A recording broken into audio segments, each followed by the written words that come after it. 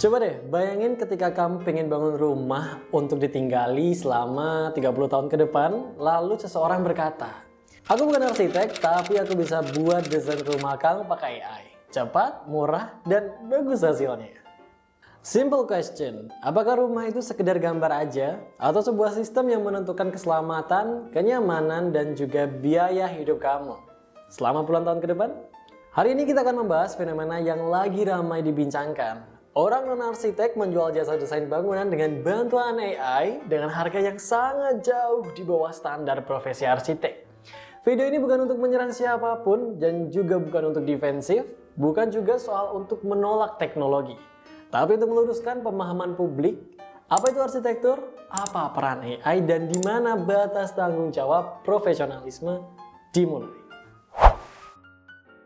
Perlu kamu pahami dulu bahwa arsitektur bukan sekedar menggambar bangunan saja. Arsitektur adalah proses pengambilan keputusan teknis dan juga kontekstual yang akan berdampak langsung pada manusia yang menggunakannya.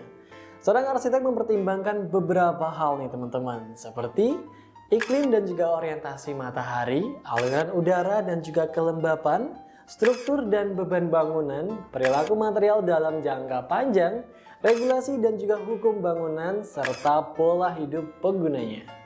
Setiap garis di gambar arsitektur adalah hasil dari pertimbangan tersebut, bukan sekedar estetika melainkan konsekuensi teknis. Inilah alasan mengapa pendidikan arsitektur tidak singkat dan mengapa profesi ini diatur oleh standar dan juga etika. AI adalah alat yang sangat kuat dalam bidang arsitektur karena AI mampu menghasilkan variasi bentuk yang cepat, membantu eksplorasi konsep secara visual, dan membuat rendering yang meyakinkan. Namun, AI tidak memahami realitas fisik karena AI tidak tahu bagaimana beton berperilaku pada iklim tropis lembab, bagaimana tanah lunak mempengaruhi pondasi, dan bagaimana kesalahan detail menyebabkan kebocoran kronis. AI bekerja berdasarkan pola visual dan juga statistik, bukan berdasarkan pengalaman lapangan dan juga tanggung jawab hukum, karena AI tidak bisa diminta pertanggungjawaban saat bangunannya gagal. Fenomena ini muncul karena tiga hal. Yang pertama, teknologi AI semakin mudah untuk diakses. Yang kedua, visualisasi arsitektur semakin dominan di media sosial. Lalu yang ketiga, publik belum memahami proses di balik mendesain. Desain AI sangat terlihat rapi, modern, dan juga fotogenik. Namun, visual yang indah bukan indikator kualitas arsitekturnya, teman-teman. Banyak masalah bangunan justru baru muncul setelah 1 atau 2 tahun. Saat hujan ekstrim melanda dan saat rumah mulai dihuni penuh atau saat biaya listriknya membengkak. Di titik ini nih, gambar cantik tidak lagi membantu. Nah, inilah garis pembedaan yang terpenting nih. Seorang arsitek bertanggung jawab pada klien, keselamatan, dan secara etika pun bertanggung jawab pada profesinya.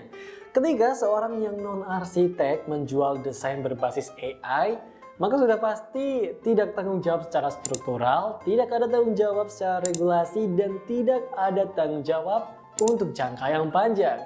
Jika terjadi sebuah masalah, beban sepenuhnya jatuh pada pemilik bangunan. Ini bukan soal siapa yang lebih pintar ya, tapi siapa yang memikul resiko paling berat.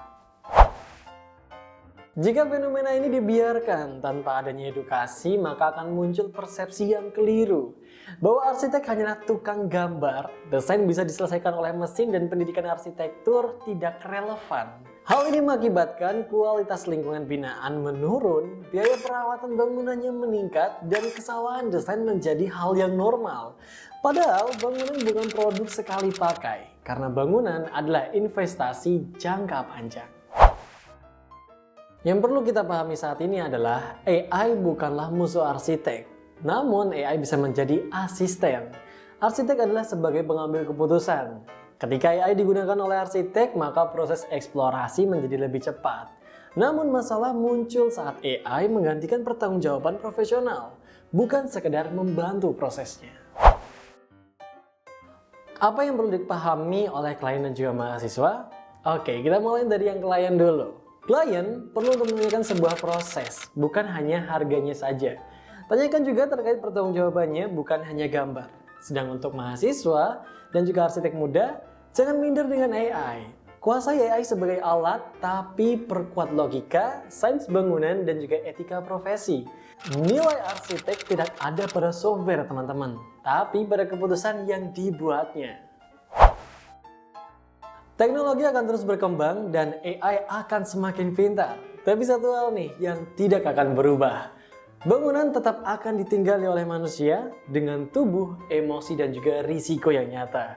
Arsitektur bukan tentang siapa yang paling cepat ngebuat gambar, tapi siapa yang paling bertanggung jawab atas keputusan ruang. Terima kasih buat teman-teman yang udah nonton. Saksikan video dari Belajar Arsitektur berikutnya. See ya!